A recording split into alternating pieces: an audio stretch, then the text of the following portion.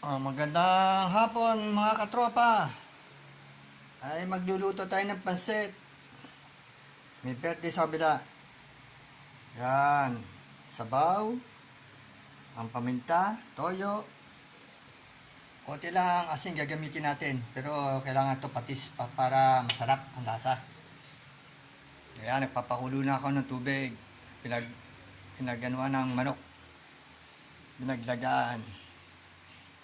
Hintay ko pa yung ginisa mix, tsaka yung bacon. Habang naghihintay, ayan, meron tayong puto. Ayan puto.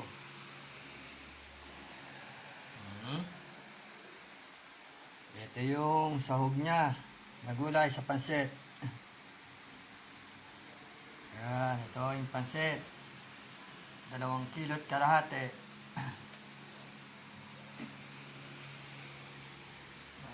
Naghihintay na, may birthday sa kabila.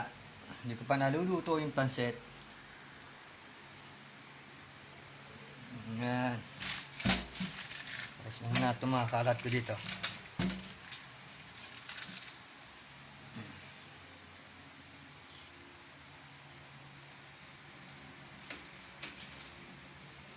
Ay, mainit na yan, no? Sabaw.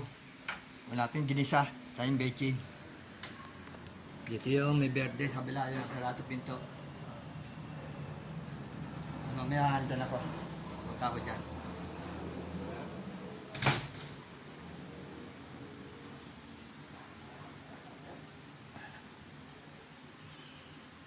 Yan, mainit na.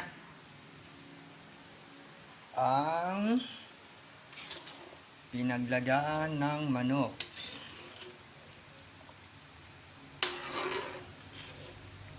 Ay, nahalo-halo ko na. Nilagyan ko siya ng Knorr tube. Talagyan natin siya ng pampalasa pa. Ginisa mix. Hindi ako gumagamit ng magic sarap. Gamit yung maalat. Yan. Okay. Tana ako dito. Kunin ko na yung 3 plastic na pansit. Ihanda ko na sa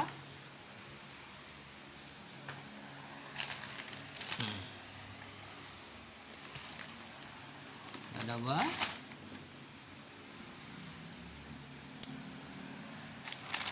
at 3.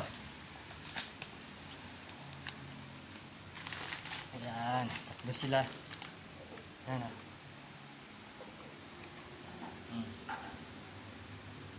o. Habang inaano ko yung pansit, break muna tayo.